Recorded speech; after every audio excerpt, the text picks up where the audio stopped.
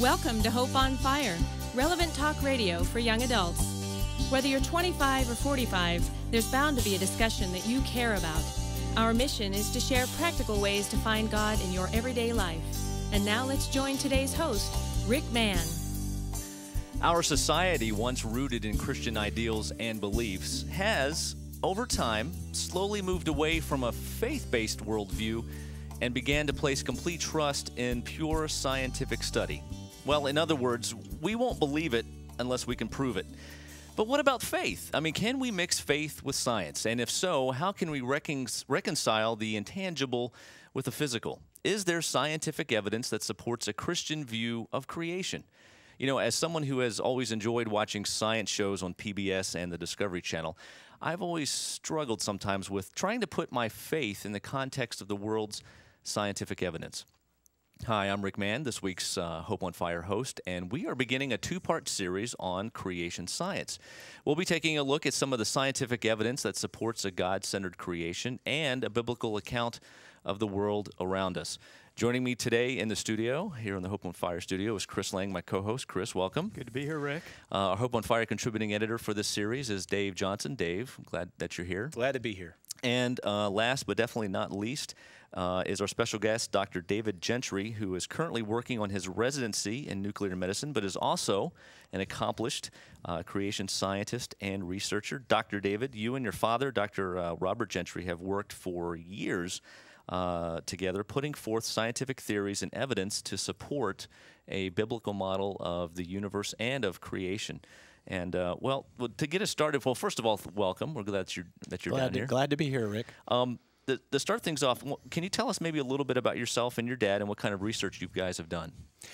Well, my background goes back, I guess, ever since I was growing up. I grew up in a home where my father was involved in research on creation science, and so I've been exposed to the varying viewpoints that have been popularized, and even those that were less popular. I guess we actually believed in the viewpoints that were less popular, being creationist. But my father was once an evolutionist and was not always a believer in creation. And I think his perspective has helped me to see that you can come from an evolutionary standpoint, look at the evidence objectively, and change your position. Well, that's really interesting. Now, you guys have done a lot of research. In fact, your dad actually worked for the Los Alamos National Laboratory. It was actually Oak Ridge National Laboratory. Oh, that's right. In Tennessee. Well, very good. Well, let me ask. I want to ask Dave here a question. We have a Dave and a David, so we'll probably get confused a little bit. Well, I want to ask Dave. Do you think it's important for Christians to be able to back up their beliefs with science? And if so, why? I mean, why would you think that? Well, I think it's important for any thinking Christian. They always, when you grow up in a Christian household, you're taught what's what by your parents, and you pretty much accept it on faith. But as you get older, you start to understand. You want to know why things are the way they are. You start to want to back up what you believe, not just from science, but from all of your experience and the experience of those around you. Mm-hmm. What about you, Chris? Well, I just wanted to also add the pregnant Long pause there. Yeah. This must be a great point, Dave. It really is great. No, I also wanted to add, though, particularly in today's world where the belief systems that we are taught as true in the science realm, they fly in the face of what we're raised to believe as Christians. And so even more so, I think it's important for Christians to know why it is we believe what we do, and is there actually evidence to support that? Because if we're actually contrary to what reality is, then we're kind of the biggest fools of all. So that's why it was important to me to really be involved in that. What do you think, Chris? Well, you know, the scriptures say in Psalm 19, the heavens declare the glory of God. In Job chapter 8, it says, ask the animals and the fish of the sea, and they'll tell you who created it all. So God intended, I think, for us to be able to study his physical creation, to learn about him, about his sovereign power. So the idea that we can study through scientific measures to see just how great and how amazing the miracle of life really is, that we can't understand it all, and that's actually maybe one of the greatest evidences that there's a supernatural God outside of the physical realm we live in. Well, let me ask you, Dr. David, in your experience, how do most Christians explain their beliefs in scientific terms? I mean, what are some of the things that Christians maybe sometimes get hung up with the science? Well, I think that's an interesting question. A lot of Christians hear on the news, they go to the national parks, they see the monuments, they see the plaques that say that these formations were formed over millions of years and millions of years ago. They go to their Bibles, they read about the creation story, and there's a disconnect between those two. What is correct here? What is really the truth? And I think that because of that disconnect, there has been theories which have been promulgated which try to marry the two, try to bring creation into the realm of evolution and evolution into the realm of creation. And that mix has caused people to believe that, well, perhaps God started an evolutionary process, and then that process has continued on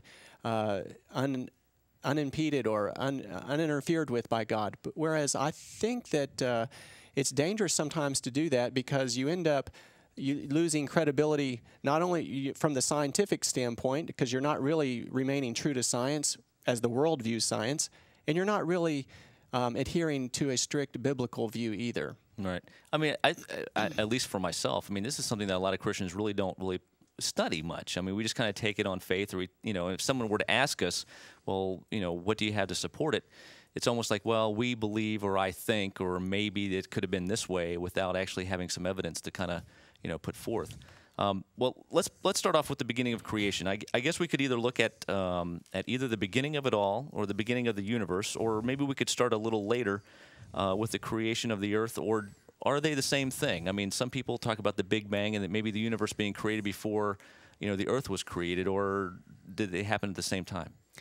Well, I believe that the earth is young. This is, of course, the foundation of the research which my father has done. The earth, there's really scientific evidence out there that shows that the earth is young.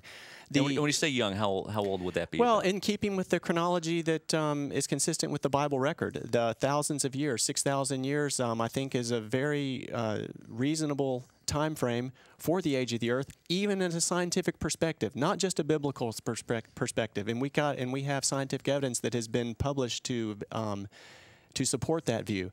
So we're not just looking at Bible evidences only, but also evidences from the earth itself, from the rocks of the earth. And this to me has been one of the most fascinating things about my father's research that I've been able to be involved in, and that is to be able to look at evidences that support what I see in the Bible, and yet still remain true to the scientific, what I feel like is the scientific method. Well, that's interesting. Well, let's talk about that. The fundamental debate, even among Christian scientists, that trying to explain away the old Earth or the young Earth theory that you mentioned. Talk about some of the research that you've done with your father. I mean, to point to a young Earth theory or a young Earth conclusion. Well, there's a couple of things that we can think about here. First, if you look at the evolutionary model of Earth's formation, it has to do with the long, slow cooling of the foundation rocks of the Earth over hundreds of millions of years.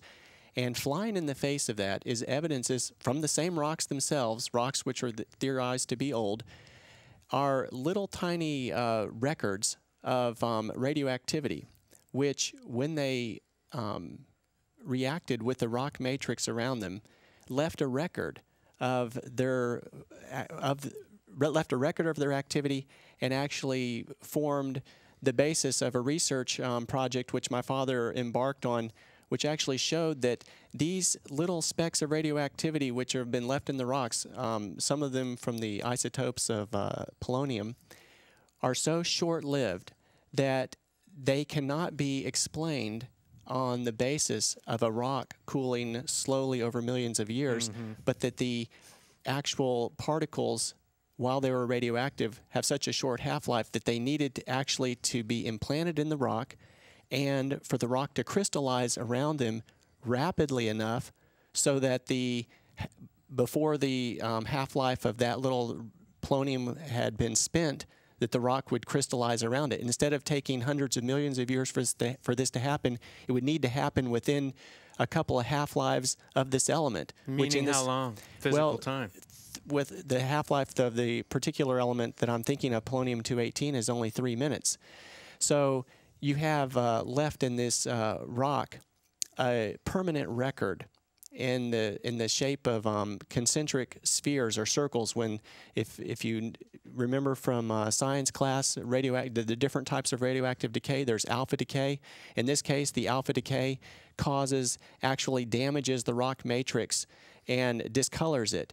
And it's doing it in 3 dimensions, of course, but when you go to analyze the rock and you slice that rock in a thin section and you look at it under the microscope, you see concentric rings. You can measure the distance, the radius of those rings, and you can infer from that what element caused that, what decay energies caused that.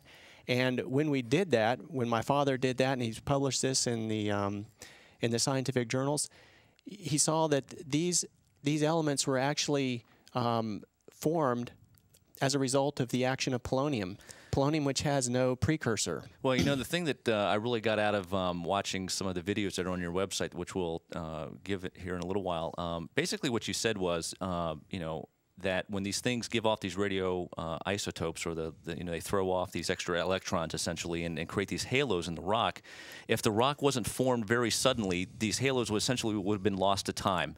If they had been created and the rock was still slowly cooling over hundreds or thousands or millions of years, we wouldn't have that record. Now, the example that you gave I thought was really interesting, essentially like an Alka-Seltzer tablet in the water. You drop it in there and for 30 seconds you see the fizz and you see the bubbles. And in this case, we would see these halos.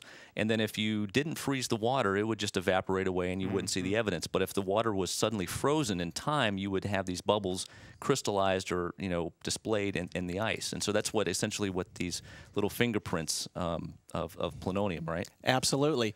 And I think it's in fairness to the people, the detractors of this evidence, they want to try to find a reason that how it got there. Yeah, well, they want to say, well, surely that this material is not true primordial, what scientists refer to as primordial polonium, which has no precursor, because polonium does exist in the natural decay series of uranium-238 and uranium-235.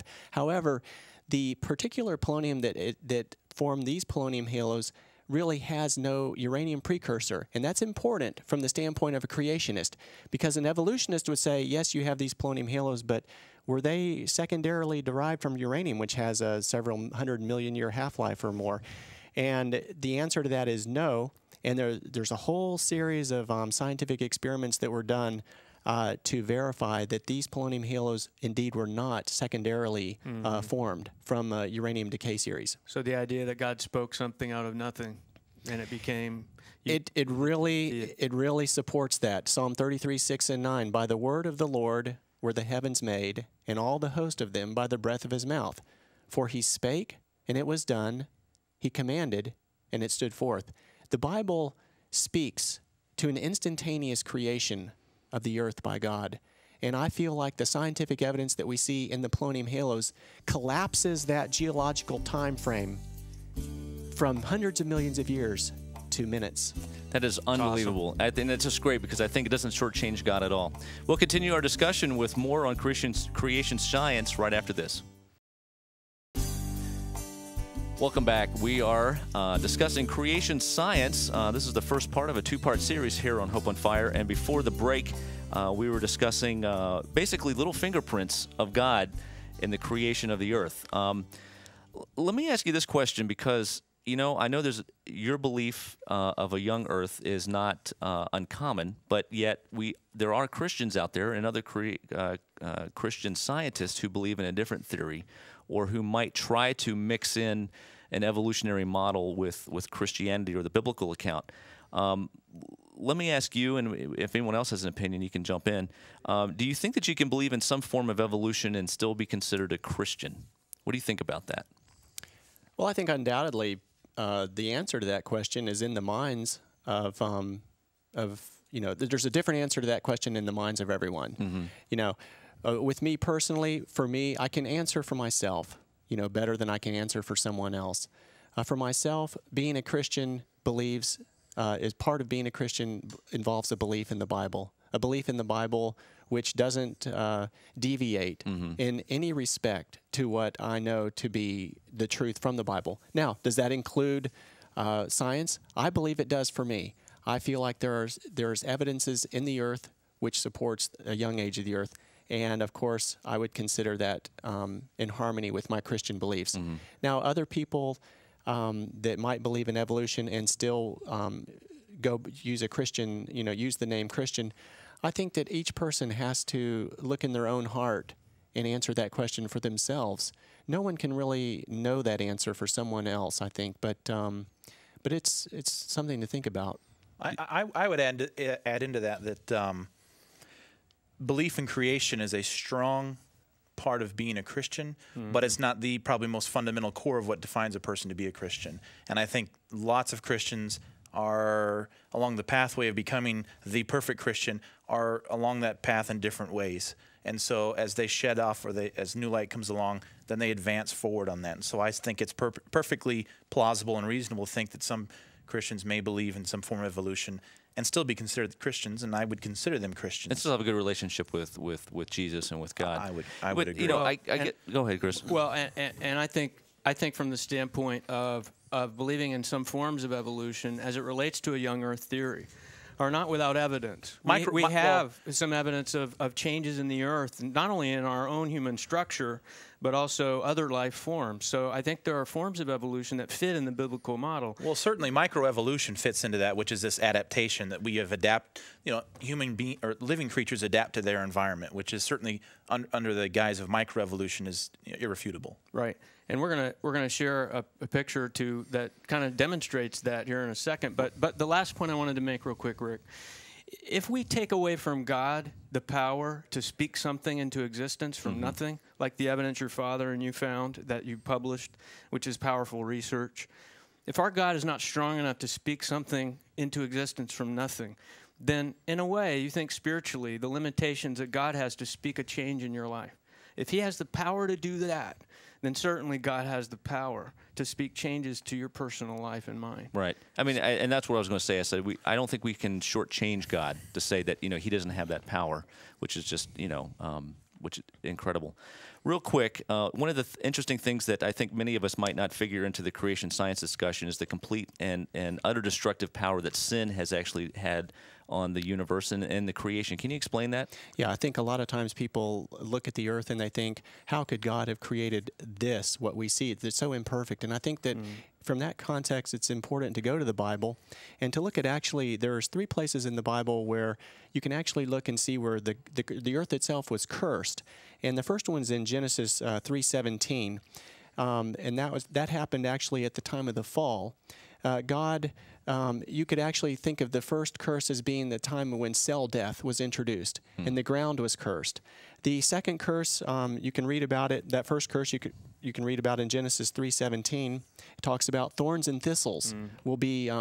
Is that something that God put on the earth? I think that we're going to look at that in more detail later, but I think that we have to take into context that there's an enemy in the earth, not God causing bad things to happen, but that there's the freedom which he gave the prince of this world who usurped leadership of this world over from Adam, the old deceiver, the original deceiver, the devil. I heard Dave use the term devolution a few minutes ago.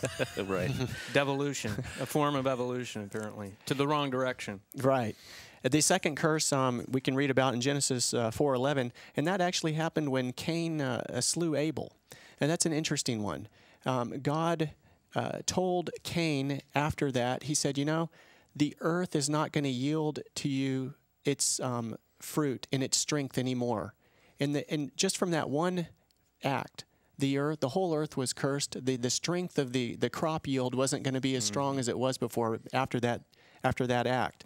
And then, of course, the third curse was the great flood, which, of course, we were going to look at in more detail. Well, let's talk about that, because the flood really, from a creationist scientist perspective, plays a huge part in explaining a lot of the things that we see from an evolutionary model: plate tectonics, ice sheets, the different layers of sediment that they see when they peel away a side of a mountain, for instance.